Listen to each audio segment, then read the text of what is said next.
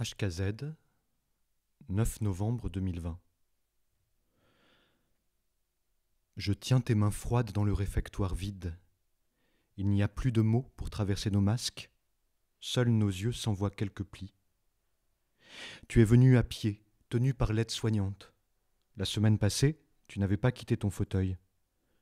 Tu t'es assise face à moi sans rien dire.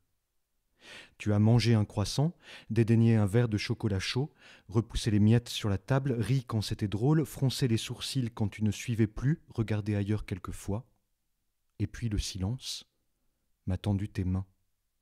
Froide, froide, comme si ce corps n'était plus tout à fait habité. Et voilà tout ce qui nous vient. L'aide-soignante revient te chercher, tu la suis. Je te vois marcher de dos, maigre, des marches chaloupées, comme celle qui voudrait que tout danse, alors que ça se brise.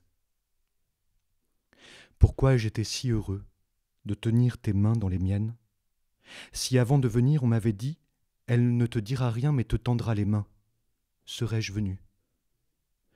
Oh, le peu est sublime, oui, le peu est sublime quand c'est tout ce qui reste. Autrement, on préfère que ce soit bien plein. Notre goût pour le plein ne nous prépare pas à encaisser les surgissements du peu au bout des vies.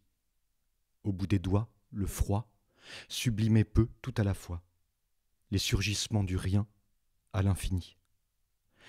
Pourquoi ai-je été si ému quand, pour t'aider à te lever de la chaise, tu as refusé la main de l'aide-soignante et accepté la mienne? Pour moi, bien sûr, à qui tu donnais soudain ce qu'il te reste d'amour, une main.